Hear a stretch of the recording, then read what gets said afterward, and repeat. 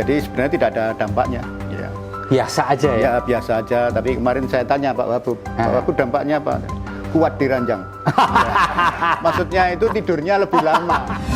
Yeah. Pak Bupati merasa Kiku nggak dulu sering melapor, sekarang dilapori. Dulu hanya memberikan rekomendasi, sekarang mutus gitu, samaan Kiku nggak? Ya awal-awal begitulah. Oh gitu ya Pak ya? Saya kadang masih lupa. Oh lupa? Iya harus berkantor di sebelah. Oh iya. Program saya ke depan salah satunya adalah Jamula, ya, Jalan Mulus Lamongan. Oh Jamula itu Jalan Mulus Lamongan. Bukan Jamila.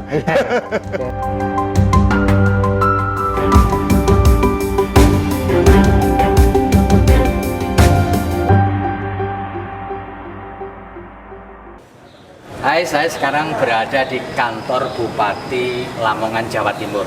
Saya akan bertemu dengan Pak Bupati, Pak Dr. Haji Yuhronur Effendi. Kita akan ngobrol dengan beliau. Saya kita ke sana ya.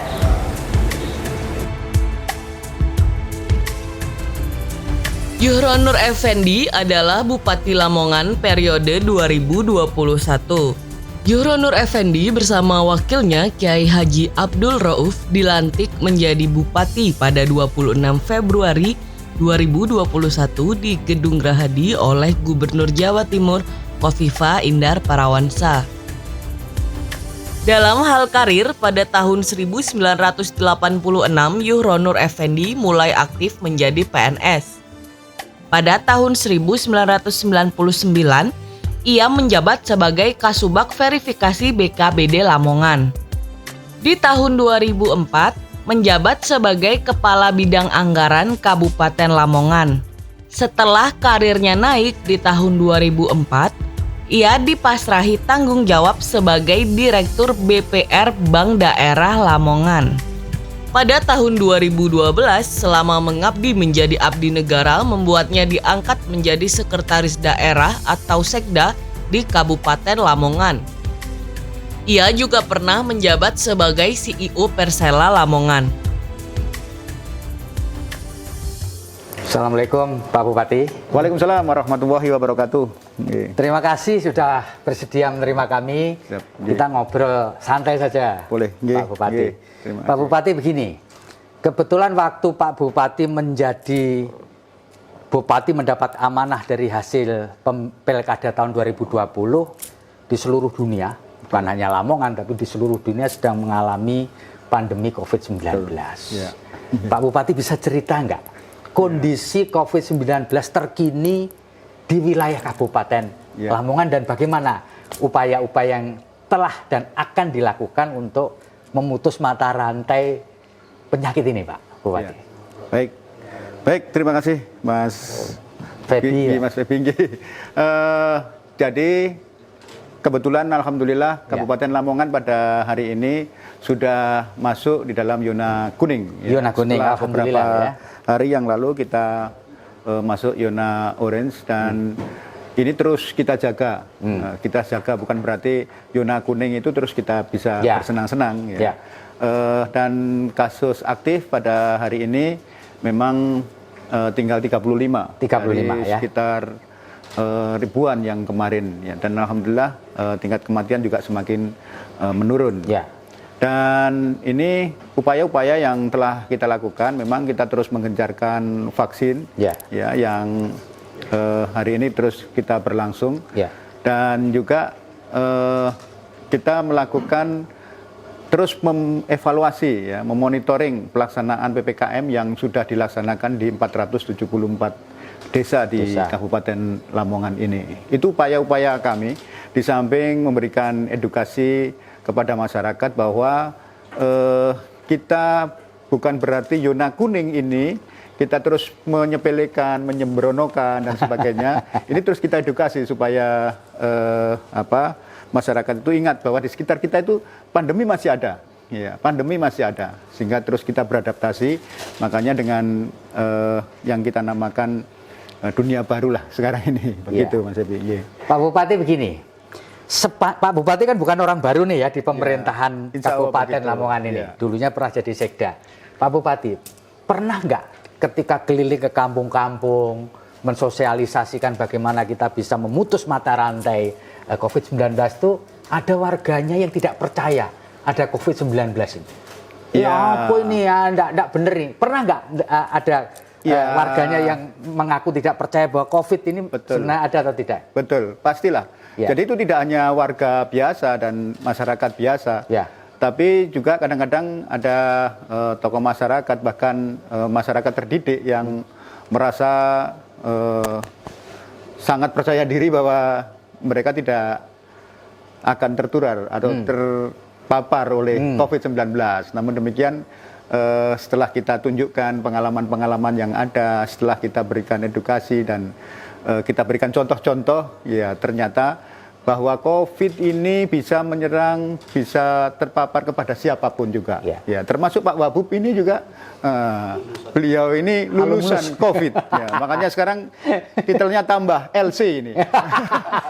Jadi Pak Wabub ini, LC ini bukan lulusan Kairo, tapi lulusan COVID-19. Gitu. Artinya kita berikan pengertian kepada masyarakat bahwa faktanya ini bisa menyerang kepada siapapun juga gitu. Pak Bupati, ini banyak cerita, banyak rumor yang mengatakan masa sembarang orang sakit meninggal di COVID-in, di COVID-in supaya dapat biaya COVID.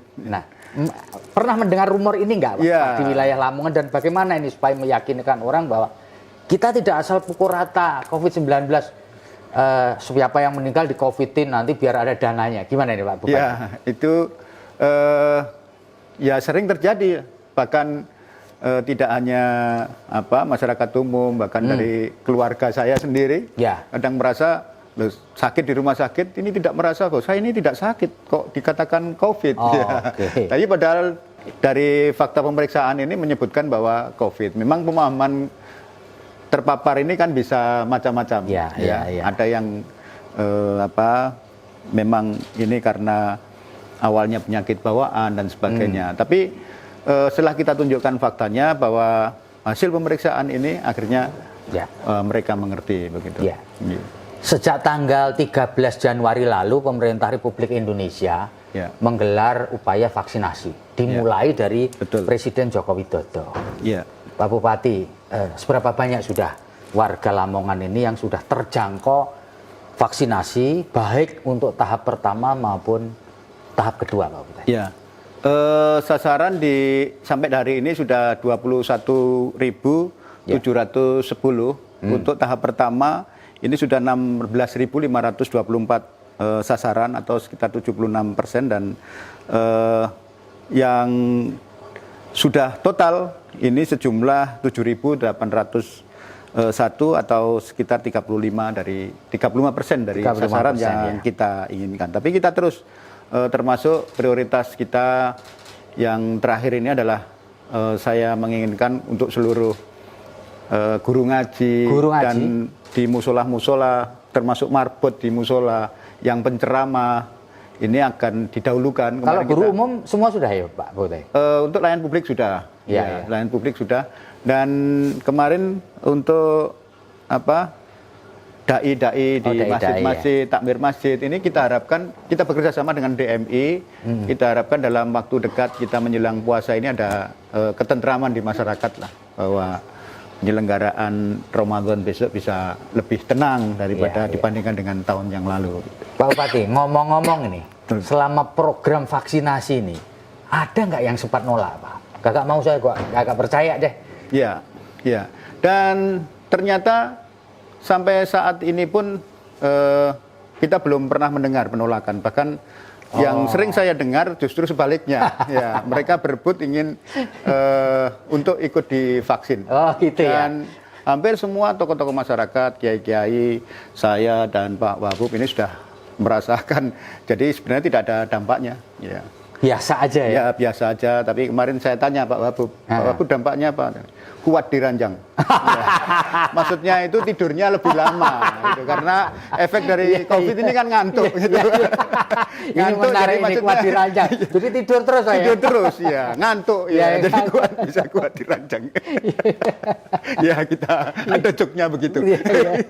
Tapi tidak ada masalah. Sampai saat ini pun justru yang saya dengar masyarakat lebih ingin untuk segera divaksin daripada yang penolakan. Dan sampai saat ini saya belum mendengar sama sekali di Lamongan ini ada penolakan. Termasuk vaksin. Ada dampak yang signifikan belum ada ya Pak ya? Belum ada yang serius. Belum ada yang serius. Bahwa kalau ngantuk sih ya, wajar aja Pak. Itu kan mungkin kurang tidur atau tegang atau memang sebelumnya kecapean. Iya. Pak Bupati, selama proses pandemi ini tentu akan mengganggu, sedikit banyak mengganggu lah. Pertumbuhan ekonomi, betul, kinerja, dan seterusnya. Nah di tahun 2021 ini, di 100 hari pertama pemerintahan Pak Bupati dengan Pak Wabub, yang prioritas yang paling utama apa Pak? Ya, betul. Di dalam 100 hari kerja ini memang saya punya 5 fokus, selain 11 program yang akan saya kembangkan. Tapi 5 fokus yang saya lakukan sekarang ini adalah yang pertama tentu penanganan pandemi ini, supaya pandemi ini semakin menurun, termasuk mensukseskan vaksinasi dan penularan ini tak terus. Itu nomor 1 ya itu ya? Iya, penanganan pandemi. Ya. Dan yang kedua yang tidak kalah penting sebenarnya adalah kebangkitan ekonomi masyarakat kembali, khususnya UMKM. Ya. Untuk itu saya terus mengembangkan di 100 hari pertama ini bagaimana masyarakat bisa bergairah kembali, karena selama COVID ini di pertumbuhan ekonomi di Kabupaten Lamongan ini terkontraksi. Itu sampai berapa Pak? Sampai Pak, sekarang ini 2,65%. Ya. Untuk Q pertama tahun 2021. Betul. 21. Iya, 21. Yeah. Kalau di Q4 2020 masih ingat Pak? Sekitar 5,5% lah. Plus kan? Ya, plus tentu. Iya. Di tahunnya lalu. Berarti lebih bagus daripada rata-rata pertumbuhan ekonomi nasional kan berarti? Kemarin begitu. Tapi sekarang dengan terkontraksi ini kita justru rata-ratanya masih di bawah provinsi maupun nasional. Gitu. Iya. Paling terkena dampaknya untuk pertumbuhan ekonomi bidang apa Pak? Untuk Lamongan ini? Ya tentu UMKM. Oh UMKM. Ya, UMKM. Okay. Kalau pertanian justru tidak ada kendala yang berarti dan hitungan kita kemarin masih terjadi kenaikan untuk produksi, khususnya padi, karena sebagian besar di Lamongan ini pertaniannya adalah padi. Itu tidak sama sekali tidak terkena. Tapi untuk sektor UMKM ini yang mengakibatkan banyak kenaikan tingkat pengangguran terbuka maupun karena kita menyadari bahwa di sektor UMKM ini banyak kendala ketika di masa pandemi ini.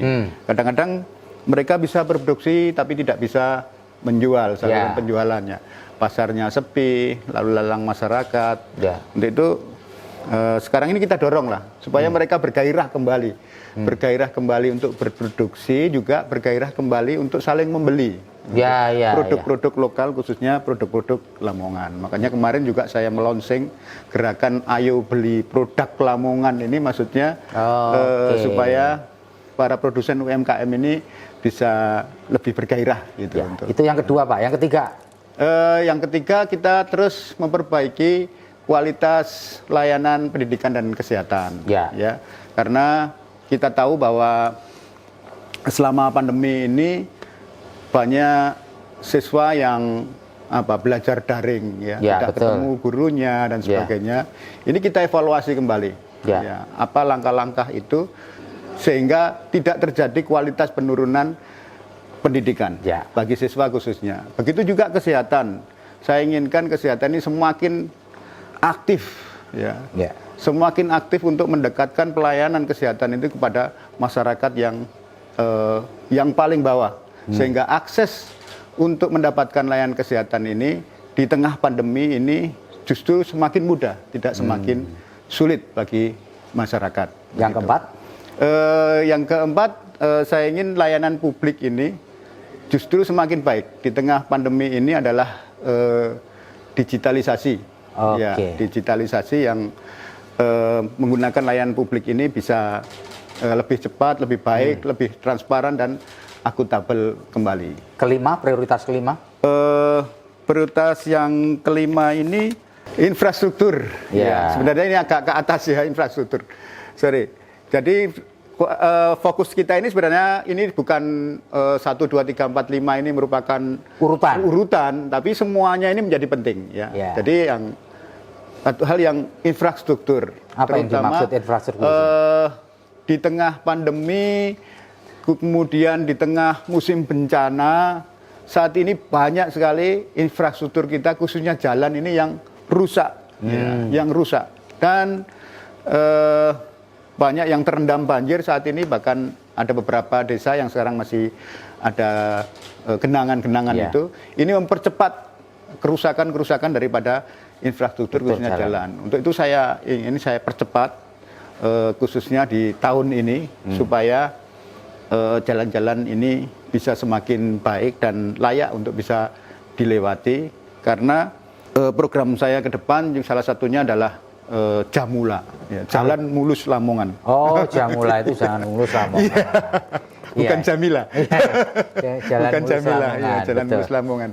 Jadi salah satu fokus ini juga terus, walaupun dengan cara pemeliharaan, tapi setidaknya ini segera tertangani, supaya tidak ada kendala masyarakat ini di dalam menggerakkan pertumbuhan ekonominya, masyarakat ini bergerak aktivitasnya, baik pendidikan, baik ekonomi, baik kesehatan, yang semuanya ini dimulai daripada infrastruktur jalan itu, gitu Pak. Pak Yuhronur,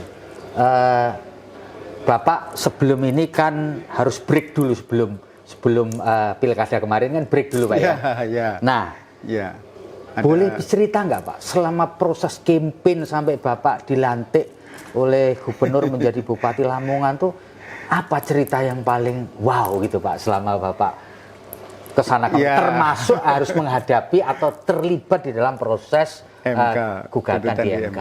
Bisa cerita nggak Pak Bupati? Betul, ya. Jadi ada masa yang cukup lama ya setelah kemenangan pada tanggal 9 Desember yang lalu, dan itu pun belum bisa kita rasakan lah kemenangan itu karena masih ada tuntutan dan sebagainya. Kita konsen untuk itu. Tapi di dalam perjalanan itu untuk mengisi waktu, saya dan Pak Yai Rauf ya tetap turun-turun ya, sehingga seperti saat masa kampanye dulu, saya juga serap aspirasi masyarakat. Saya mengunjungi beberapa tempat yang mungkin pada saat saya menjadi sekda dulu belum pernah mengunjungi tempat itu dan sebagainya. Tapi saya mendapatkan banyak hal ya, hikmah banyak hal ketika dalam masa jeda itu saya bisa berkeliling kemana-mana, sehingga saya mendapatkan banyak hal yang saya jadikan masukan untuk membuat program termasuk di dalam RPJMD nanti itu. Gitu. Pak, setelah kemudian menghadapi gugatan di MK, lalu kemudian dilantik, apa yang Bapak rasakan ketika Bapak jadi sekda sama jadi bupati ini? Beda yang Bapak rasain apa ini? Ya, apa lebih merasa, wah aku bukan, justru merasa tanggung jawabnya semakin besar. Kalau kemarin saya menjadi sekda, hal ini nanti saya akan sampaikan kepada Pak Bupati untuk diputuskan, diperlukan tindak lanjutnya dan sebagainya. Nah sekarang ini saya jadi bupati, sehingga tidak ada lagi. Berarti harus saya putuskan dan harus saya kerjakan sendiri gitu. Artinya perbedaan yang lebih terasa yaitu tanggung jawabnya yang semakin besar gitu. Pak Bupati merasa kikuk nggak? Dulu sering melapor, sekarang dilapori. Dulu hanya memberikan rekomendasi, sekarang mutus gitu. Sampean kikuk nggak? Ya awal-awal begitulah. Awal gitu ya Pak ya. Saya kadang masih lupa. Oh lupa. Ya harus berkantor di sebelah. Oh ya itu bagus Pak, lupa itu. Jadi lupa ruangnya ke sono. Kadang saya mendisposisi, salah kamar. Iya. Biasanya saya waktu sebagai sekda mendistribusikan surat-surat itu kepada asisten 1, asisten 2. Makanya padahal sekarang saya harus mendisposisinya itu kepada sekda. Saya lupa kalau sekarang mendisposisinya kepada sekda. Dan sebagainya. Ya ada kebiasaan-kebiasaan yang 9 tahun lah menjadi sekda. Tapi saya rasa itu adaptasi kebiasaan saja yang insya Allah itu bisa kita atasi. Pak, ini ada guyonan Pak. Betul. Apa benar ya supaya menjadi Bupati Lamongan itu harus jadi sekda dulu? Jadi ya sebenarnya kebetulan saja. Jadi kan tidak enak nanti, berarti Pak Wabub kan tidak bisa jadi bupati. Pak Wabub kalau jadi bupati kan harus jadi sekda dulu nanti.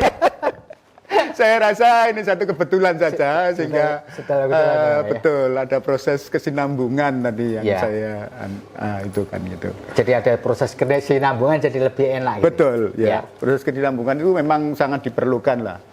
Sehingga dalam sebuah program keberlanjutan itu perlu ada sebuah kontinuitas dan change. Artinya kontinuitas dan change itu harus tetap dilakukan ya. Tidak bisa kita tiba-tiba akan melakukan sebuah perubahan tanpa kita melakukan sebuah kontinuitas dulu. Tiba-tiba kita putus tanpa ada kesinambungan dulu. Itu yang saya rasa tidak mungkin dalam suatu pemerintahan gitu. Oke. Pak Bupati, sekarang ini setelah masa reformasi itu banyak kepala daerah itu yang terpaksa nyantri di KPK. Betul. Ya. Nah, ini satu fenomena yang unik. Ya. Pak Bupati merintis karier dari bawah. Betul. Ya, dan mengenal betul betidetnya birokrasi lah istilahnya.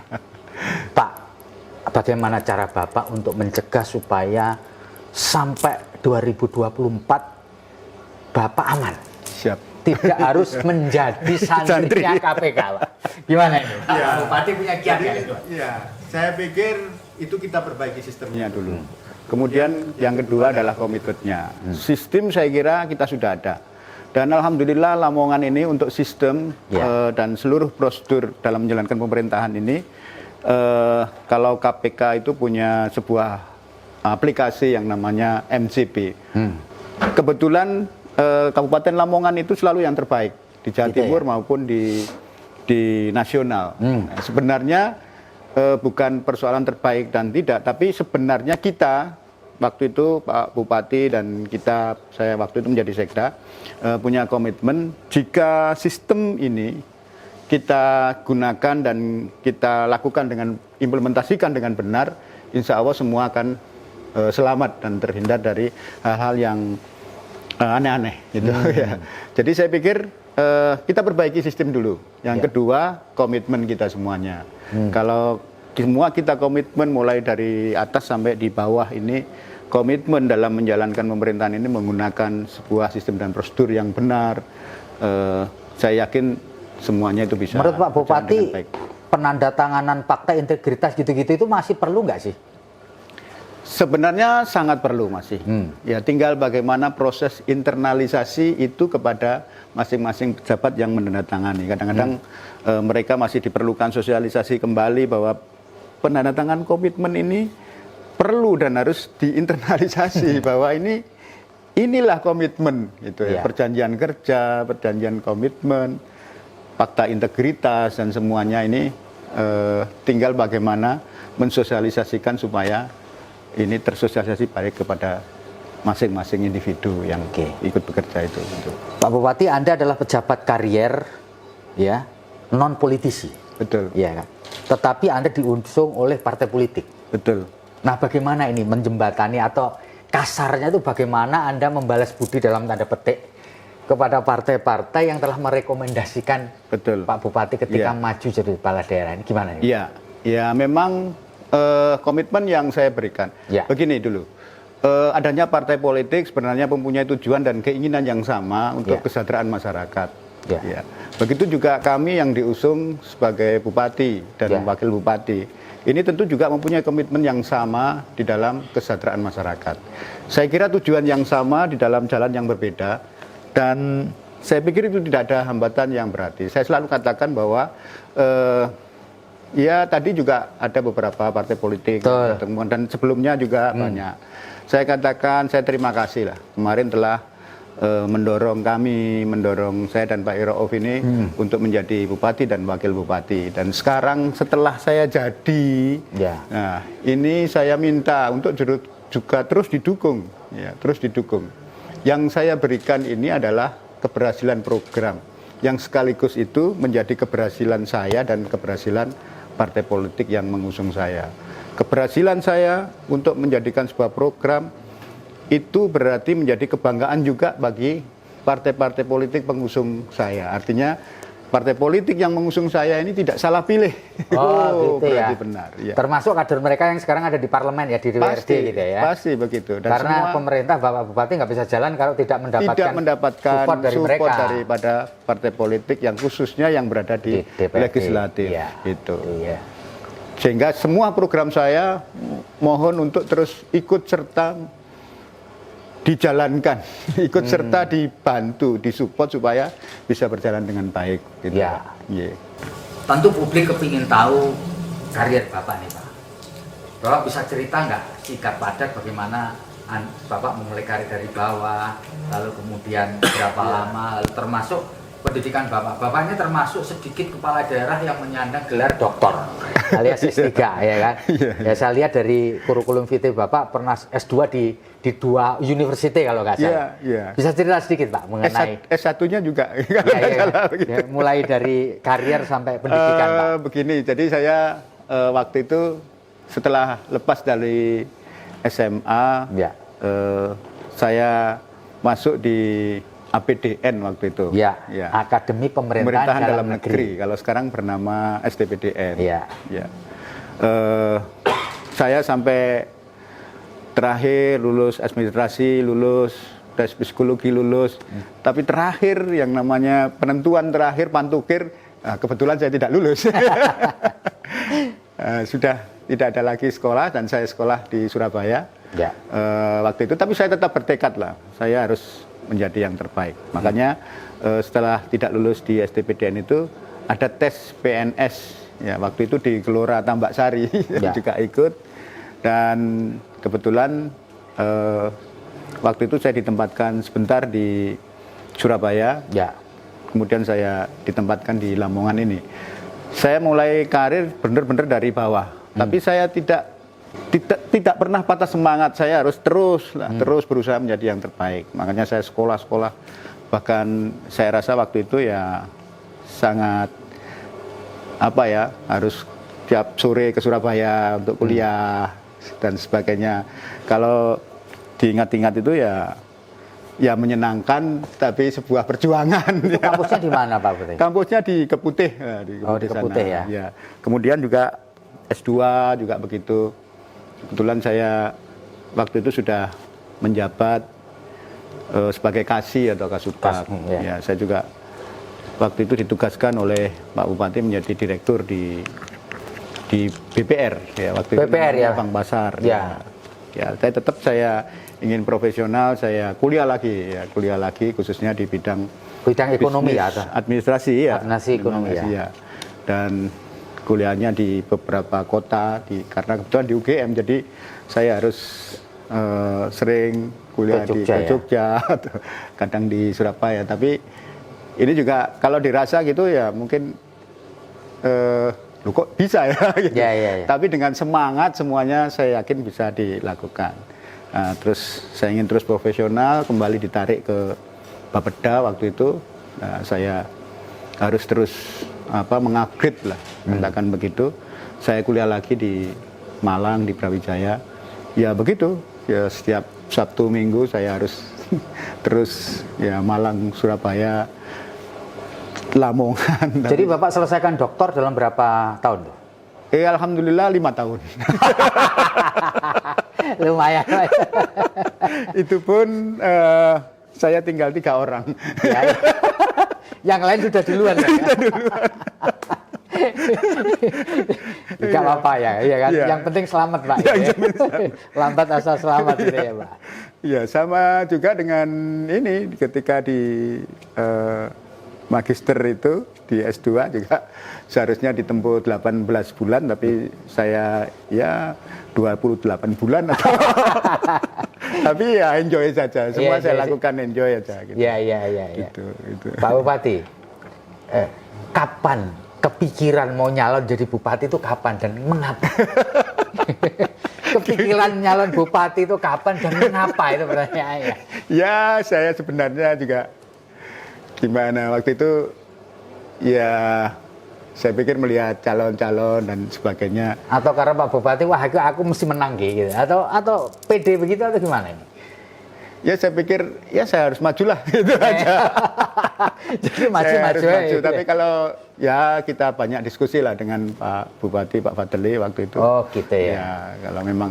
Atau memang beliau yang mendorong Bapak untuk jadi pengganti beliau? Ya dengan diskusi-diskusi itu akhirnya ya kita sama begitu. Jadi boleh dibilang Pak Fadli yang memberi dorongan pada Bapak untuk jadi bupati gitu? Ya juga termasuk kawan-kawan lah. Oh. Sudah ini diperlukan sebuah kontinuitas, kesinambungan dan sebagainya. Jikalau nanti orang lain khawatirnya kita apa yang sudah kita capai, termasuk teman-teman di eksekutif di jajaran pemerintahan begitu kan, memang ini harus terus kita jaga lah apa yang sudah dicapai oleh Kabupaten Lamongan ini. Nanti kalau orang lain khawatir tidak terjadi kesinambungan tapi justru setback balik ke belakang ini yang rugi masyarakat. Gitu ya, gitu. Motifnya begitu ya, supaya ada kesinambungan lah kira-kira gitu ya. Iya, dan itu pun prosesnya juga tiba-tiba ya. Udah terus maju aja.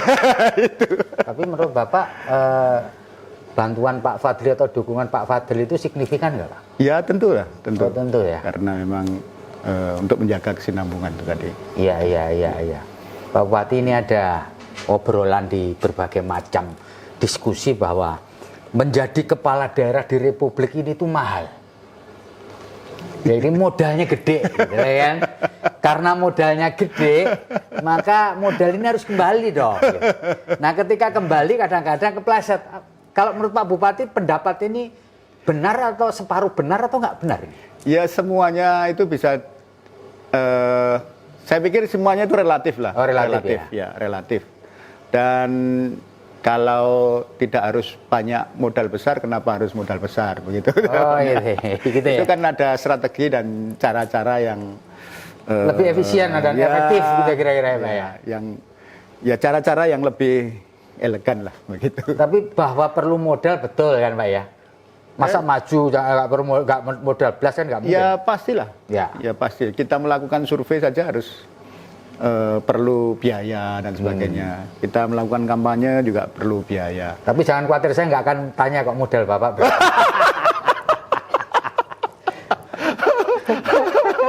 Pak Bupati dulu pernah pegang Persela kalau nggak salah. Ya. Nah sekarang ini sudah setahun ini sepak bola kita ini mati suri karena pandemi memang. Betul. Ya. Lalu kemudian mulai hidup lagi dengan Piala Menpora.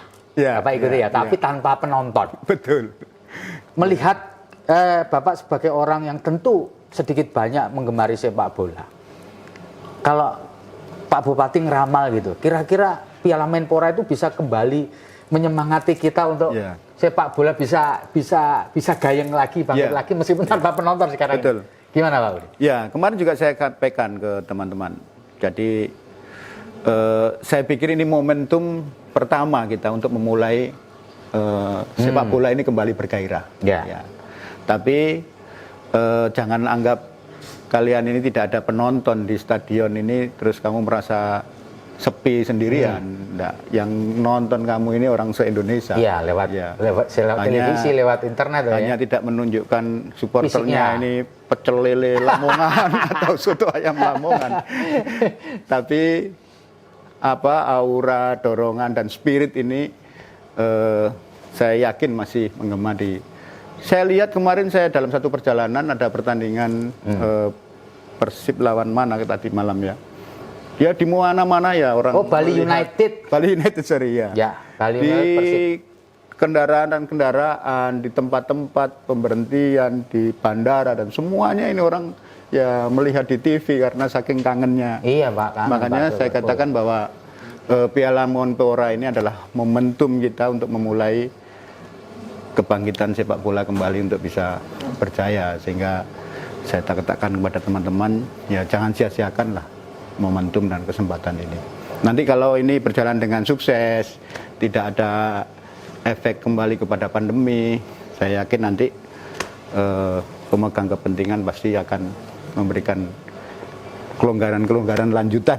Iya, betul, kelonggaran lanjutan. Iya. Kita tunggu saja apakah Olimpiade di Tokyo nanti juga bisa sukses atau tidak, Pak Bupati ya. Betul. Pak Bupati, kita mohon Pak Bupati menyampaikan closing statement pada para pembaca kita terutama ketika kita harus menghadapi masa pandemi yang kita tidak tahu kapan ini berakhir. Hanya Tuhan mungkin yang tahu. Kita semua nggak tahu ini kapan. Ya, apakah vaksinasi ini juga akan bisa menjadi alat atau senjata mujarab untuk memutus mata rantai COVID-19.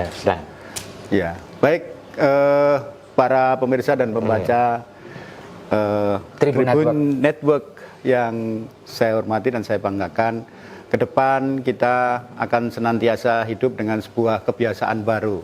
Karena di sekitar kita masih ada pandemi yang ini harus kita lihat sebagai kenyataan yang tidak bisa kita hindari. Untuk itu ke depan, mari kita tetap semangat, tetap beraktivitas dengan baik, tapi kita masih ingat bahwa di sekitar kita ada pandemi. Tapi kita anggap bahwa pandemi itu bukan halangan, tapi justru pandemi ini sebagai kebiasaan baru yang itu membuat kita juga membuat kebiasaan-kebiasaan baru. Tidak lupa memakai masker misalnya, menjaga jarak, selalu mencuci tangan dengan hand sanitizer dan sebagainya. Sehingga COVID dan pandemi ini segera berakhir dan kita bisa beraktivitas sebagaimana biasanya. Saya kira itu. Terima kasih Pak Bupati Lamongan, Bapak Dr. Haji Yuhronur Effendi. Saya Feby Mahendra mengucapkan terima kasih pada para Tribuners yang telah menyaksikan obrolan kita dengan Bupati Lamongan didampingi oleh Bapak Wakil Bupati. Kita akan bertemu lagi. Mohon maaf kalau ada sesuatu yang kurang berkenan kepada Anda. Assalamualaikum warahmatullahi wabarakatuh. Om Santi Santi Om. Selamat siang, salam sehat.